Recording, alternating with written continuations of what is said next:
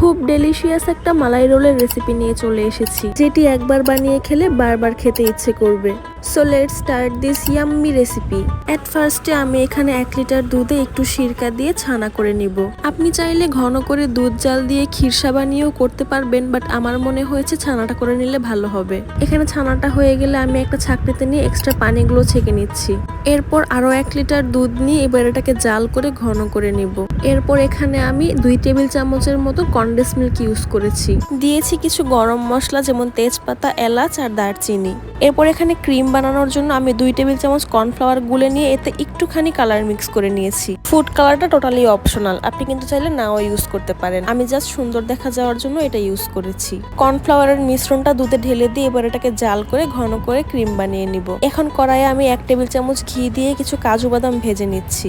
কাজু বাদাম কিন্তু যে কোনো ডেজার্টে ইউজ করলে অনেক বেশি ভালো লাগে খেতে। বাদামগুলো ভালো মতো ভেজে নিয়ে ক্রাশ করে এখন এই ক্রিমের মিক্সচারে আমি কিছুটা বাদাম ইউজ করেছি। ব্যাস, আমাদের মালাই কিন্তু একদম রেডি। এবার চলুন রোলের ভিতরের পুরটাকে রেডি করা যাক।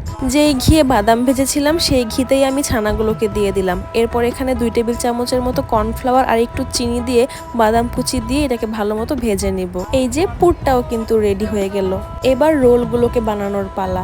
এখানে স্কোয়ার শেপের পাউরুটি নিয়েছি। পাউরুটির সাইডের বর্ডার গুলোকে কেটে নিয়ে এবার এটাকে রুটির মতন করে বেলে নিতে হবে। বেলে নেওয়ার পর পাউরুটিটা সাইজেও একটু বড় হবে আর একটু পাতলাও হবে। এবার দেখুন আমি কিভাবে পুরটাকে ভরে নিচ্ছি। বেলে নেওয়া পাউরুটিগুলোতে এভাবে পুরটা দিয়ে এভাবে রোলের মতন করে পেঁচিয়ে নিতে হবে। এখন এভাবে পেঁচানোর পর হয়তো রোলটা ঠিক থাকবে না, তাই পানি দিয়ে ভিজিয়ে নিয়ে হাত দিয়ে চেপে চেপে রোলটাকে ঠিক করে নিতে হবে। মুখে বলাতে হয়তো বুঝবেন না, তাই দেখুন আমি কিভাবে করছি।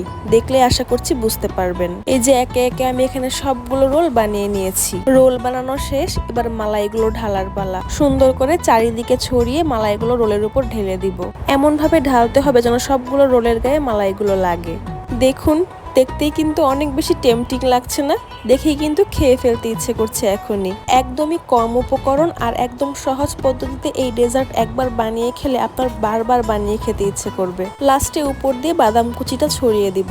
এখন দেখতে কিন্তু আরো বেশি সুন্দর লাগছে, তাই না? এই ডেজার্টটা লাস্ট ঈদে বড় আপি বানিয়ে খাইয়েছিল সবাইকে। আমার তো তখনই ইচ্ছে করছিল আমি বাসায় বানাবো। এই যে ফাইনালি আমি বানিয়েই ফেললাম। এটা ঠান্ডা করে খেতে অনেক বেশি মজা লাগে, তাই আমি এবার এটাকে ফ্রিজে রেখে ঠান্ডা করে নিব। বাসায় গেস্ট আসলে বা স্পেশাল কোনো অকেশনে যদি বাসায় ডেজার্ট বানাতে চান তাহলে অবশ্যই এই ডেজার্টটা একবার অন্তত ট্রাই করবেন। খুবই সহজ কিন্তু অনেক বেশি মজা। ঠান্ডা হওয়ার পর এই যে আমি কেটে খেয়ে দেখছিলাম, এত মজা লাগছিল, আমার তো মন চাচ্ছিল আমি সবগুলো খেয়ে ফেলি। জাস্ট পাউরুটি আর দুধ দিয়ে যে এত মজার ডেজার্ট বানানো যায় আমি আসলে ভাবতেই পারি।